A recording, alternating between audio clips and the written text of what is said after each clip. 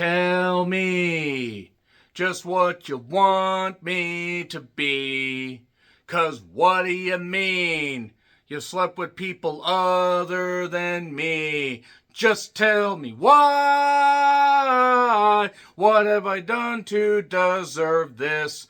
Well, maybe I'll try to sleep with someone else too. And you've got Carrie and Ashley, Paul and Julie, they're friends and lovers. Me, oh my, we've got a few laughs and some dead air and some deadpan despair in the game of open love. Splitsville comes to us from Neon Studios and writer-director and star Michael Angelo Covino and writer and star Kyle Marvin. Isn't that lovely?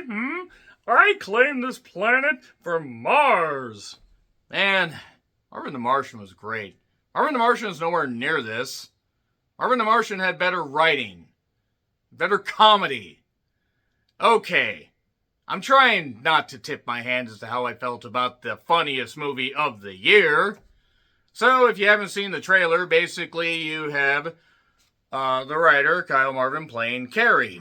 Not voices Carrie, we're not going there. Not Drew Carey, because I think Kyle actually has potential to be a funny comedian outside of a show named after him. Because Drew Carey hasn't been funny since he did the Drew Carey Show.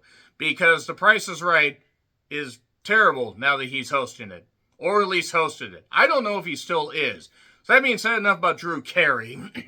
Let's talk about Carrie's wife, Ashley, played by the very gifted and gorgeous Adria Arjona. Who's, she's captivating. Basically, they're a newlywed couple. They've been together for about a year, but then it is revealed that maybe not all is well in paradise.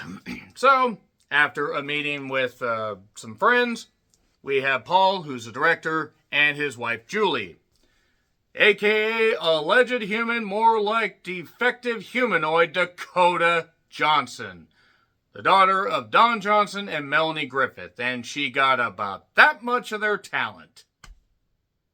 Nepo babies for life. She's lucky she has famous parents, and she's lucky that she looks great in 8x10. I'm not saying that she's a terrible person, but she is a terrible fucking actress. Should have warned you guys, by the way, if you don't like Dakota Johnson, or if you don't like Dakota Johnson, you're going to love this video. If you do like Dakota Johnson, you're probably not going to be very happy. So, Paul and Julie live in a very nice beach house, and they have a son, Russ. And essentially from there, we discover more about their particular respective relationships. So that's the non-trailer premise. Let's talk about those who have seen the trailer. Carrie is talking to Ashley. Ashley reveals, hey, I don't want to be with you anymore. I've been unfaithful. And Carrie then runs off. He runs through the woods and over the hills to grandmother's house we go. Hey, hey. Talks to Paul. And Paul and Julie have a strange relationship because Paul has business dealings and everything and has to go to the city on business a lot.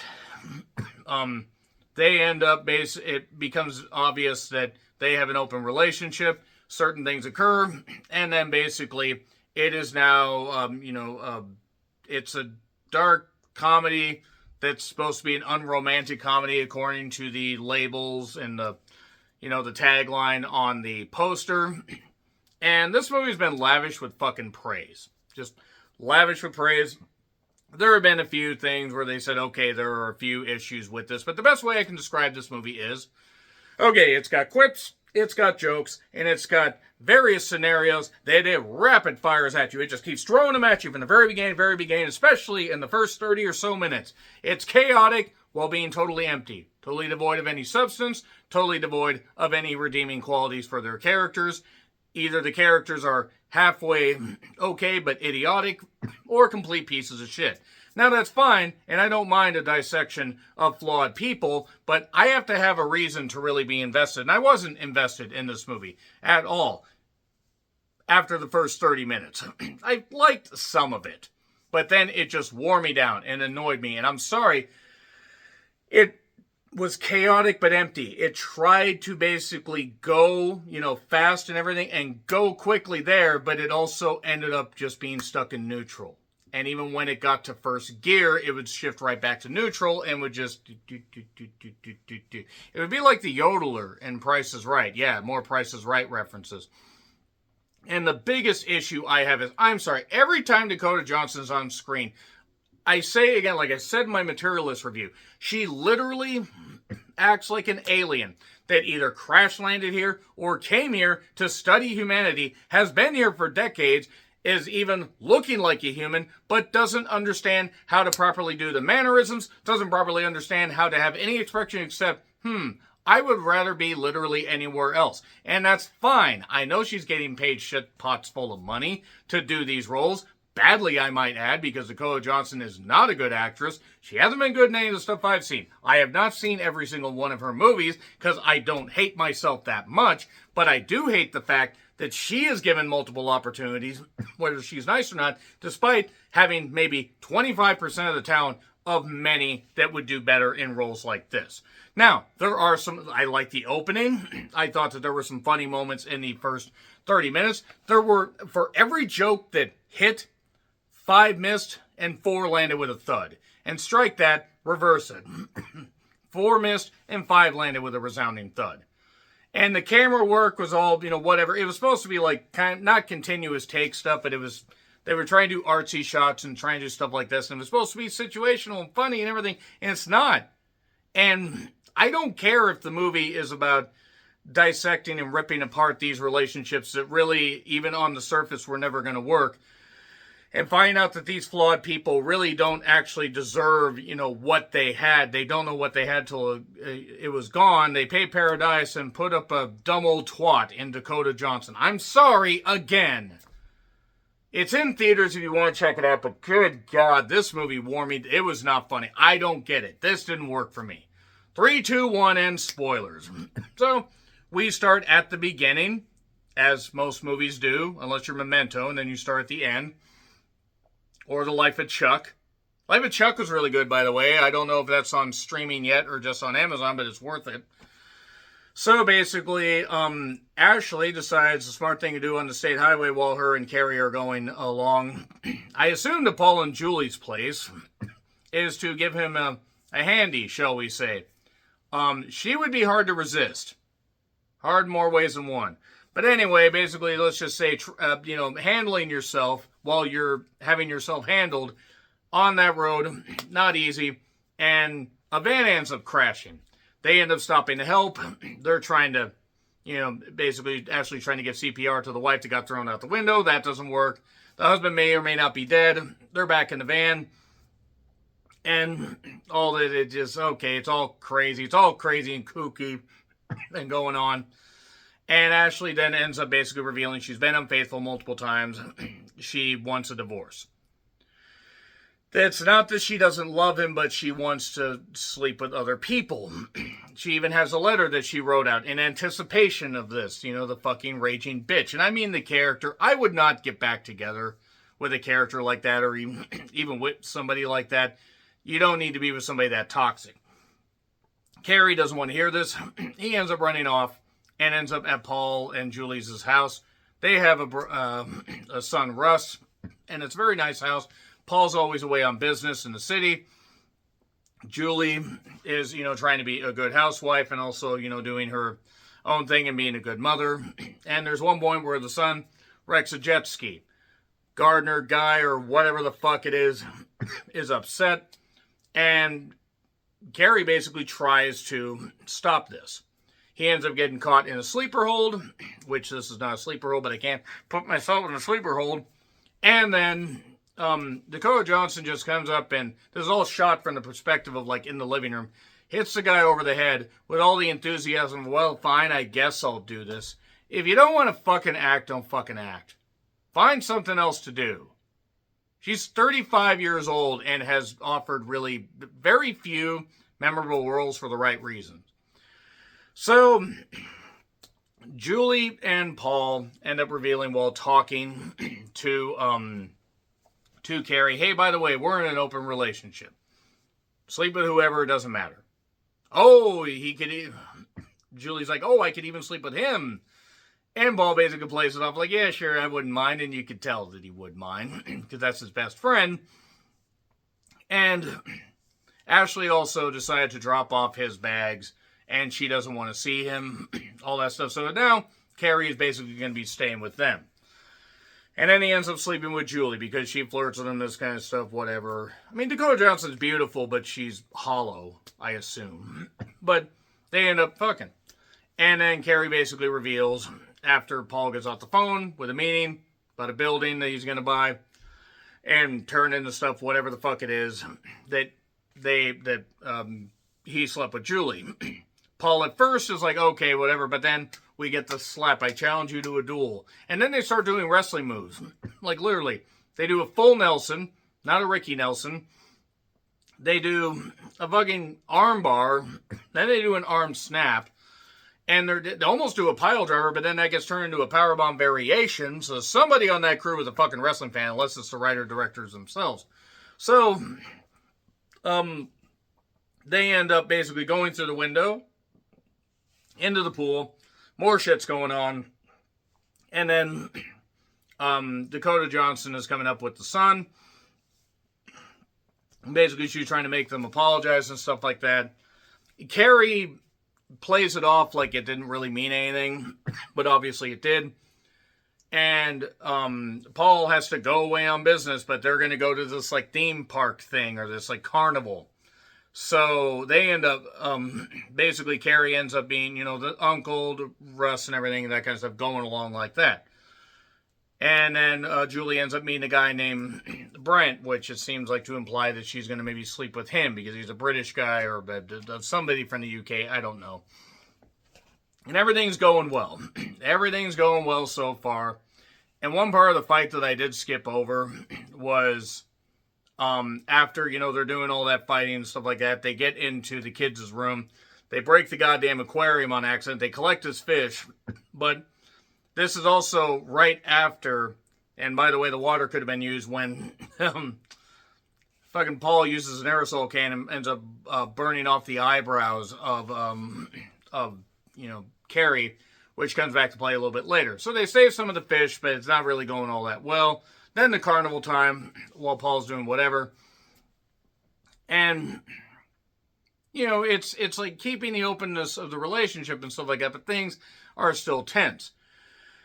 But Carrie has an awakening, so he decides to go back to Ashley. Not go back to Ashley in the sense that he wants to get back together with her, but living in the apartment and stuff like that. There's a guy named Jackson, Charles Gillespie, who I have to say, by the way, is pretty much the only other character in this that I actually somewhat like, at least supporting character. And basically Carrie says, yeah, it's fine. If you want to sleep with other people, it's fine. But I want to stay here. And then we get a lengthy point of just in this apartment, revolving door of guys and everything. One guy that's like a fitness guru type. And Ashley just sleeping with a whole bunch of other men and stuff like that. And I think even a woman. I think there's like an implication that there's a character, Antonetta Nakami Ritchie. My word. But anyway, all this stuff's going on. All this crazy shit's going on.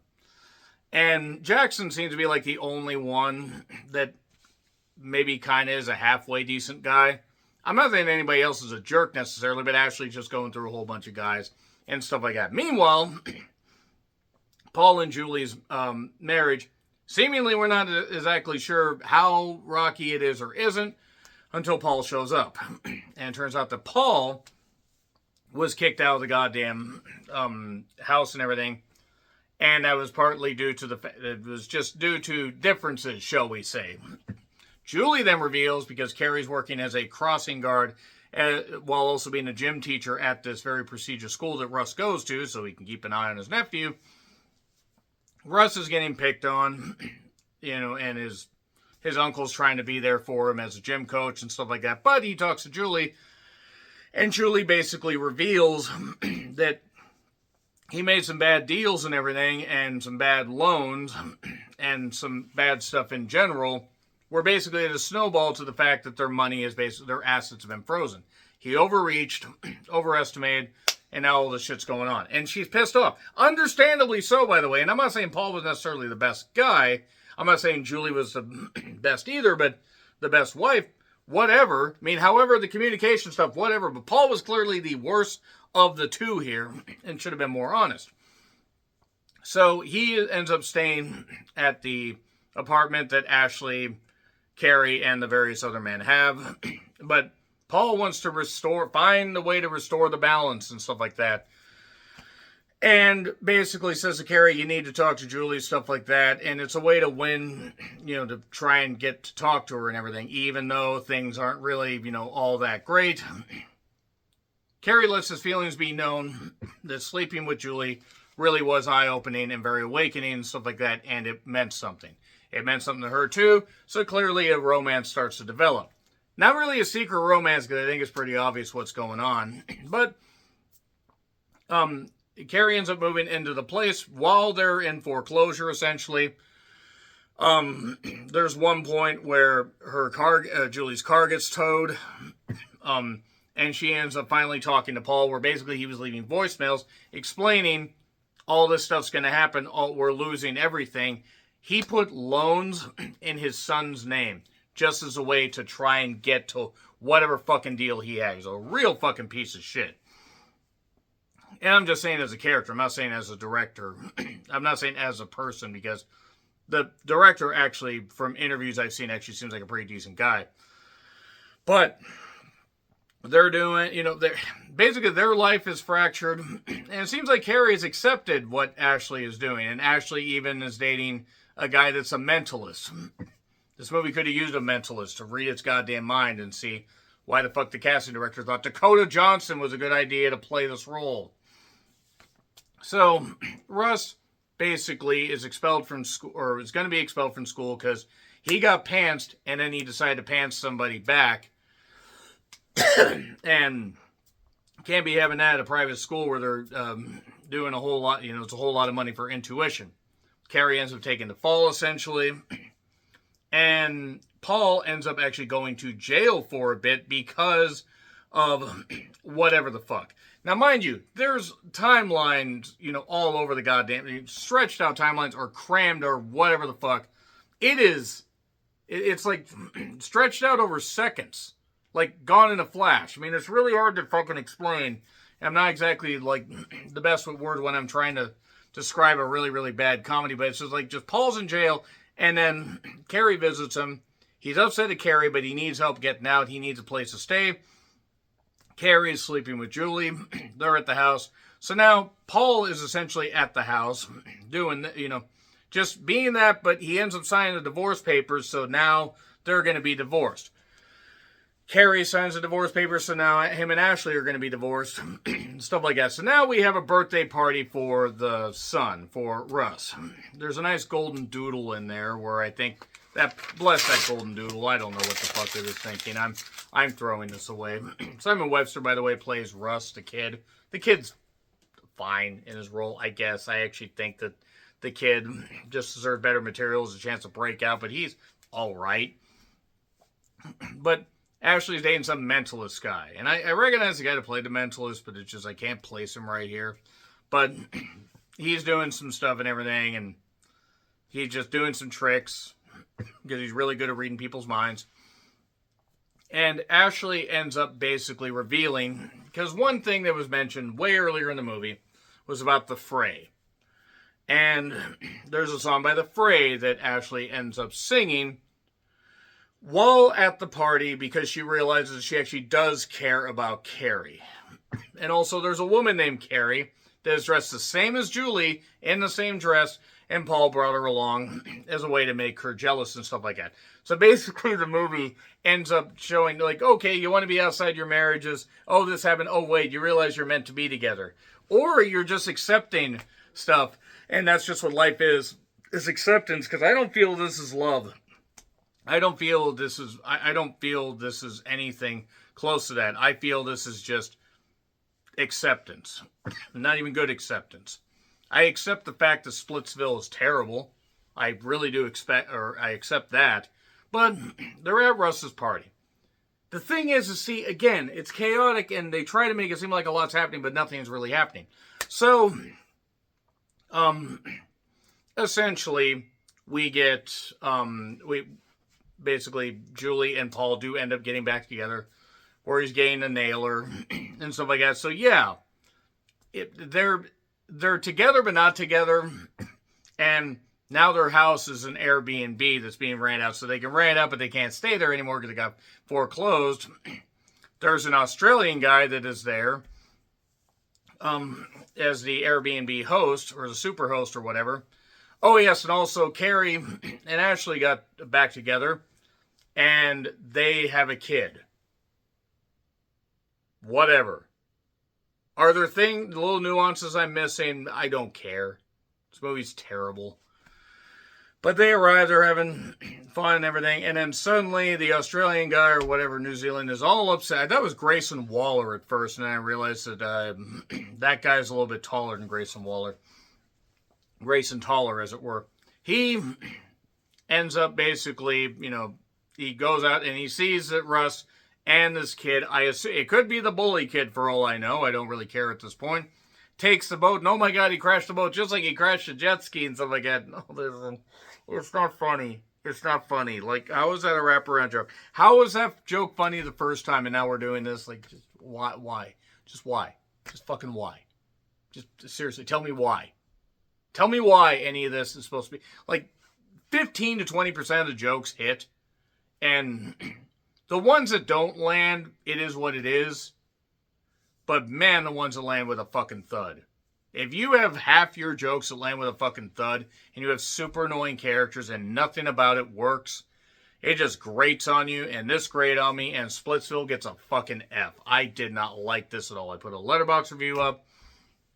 If you like this, great. If you like Dakota Johnson, great. I don't. I'm done.